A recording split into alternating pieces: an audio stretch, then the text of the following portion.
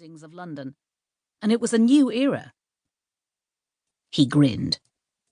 I'm actually tougher than I look. And you're right, I don't know much about farming, but I'll learn. And who better to teach me than the best groundskeeper Robinswood ever had? And now that we have Jack to consider, it's for him as well. I've inherited the title, and not much else, as you know. But I really think if we went back together, we could make a go of it. There's nothing you don't know about running the estate. Goodness knows, you did it all single-handedly when my father was distracted by whiskey and horses. The point is, none of us thought we'd make it through the war. But here we are, in one piece. And it feels like another chance, an opportunity to put things right.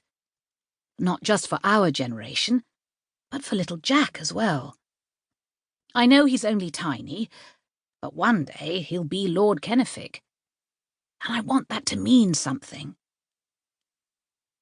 Sam knew he sounded like an over-enthusiastic schoolboy, but he and Kate really wanted to go back to Robinswood. And the only way it would work would be if Dermot and Isabella came as well. Dermot smiled at the mention of his first grandson, though the idea that Kate's son was going to be a peer of the British realm, the country Dermot and so many others had fought tooth and nail to remove from Irish soil, was odd to say the least. Well, it is certainly something to think about. I'll talk to Isabella, see what she thinks. As you've no doubt come to realise, the women are the decision-makers in this family. He smiled and took another sip of his pint. Isabella had insisted on coming over to Brighton for the birth of Kate's baby. The whole thing had gone smoothly, and little Jack Kenefick was a lovely little lad, who was thriving under his mother and grandmother's devotion. They were due to go back to Dublin tomorrow. The ladies' rule is something I am well aware of. Sam smiled. But Kate and I are in complete agreement on this. The only way we can do it, and not end up in the poorhouse, is if you and Isabella are in on it with us. Right.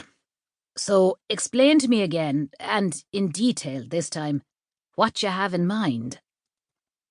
Dermot sat back. Sam, encouraged, went on. So, our plan is to return to Robinswood and not open all of the house yet. It was in terrible condition when we left, and that was 6 years ago, so I can only imagine the state of it now. But Kate thinks we could open the small back wing. Remember where Father had his study and sitting room? We could manage in that section for a while, until we got the house back into some kind of habitable condition. Dermot said nothing, but he thought they were being overly optimistic at best, and at worst, positively delusional. Meanwhile, we take the land back from Charlie Warren. He's on a rolling year-to-year lease. Get it into full production, and start producing food for export. I gave him 12 months' notice 6 months ago. Dermot was impressed. At least the lad had been thinking it through. It wasn't some mad notion. The whole of the United Kingdom is crying out for food, and we can make a killing supplying it to them. I haven't a clue of how we'd do it, I'll be honest. But you do, and I'm willing to work day and night if need be. Go on. Well, we are living, as you know, off my RAF salary and the rent of the land. But since Mother has remarried, she's no longer my responsibility, financially speaking. Perry Goodall has quite enough money for both of them. She sends her love, by the way, and is very sorry she wasn't here when Jack was born. But Perry needed her to play hostess for some business contacts of his in Nice.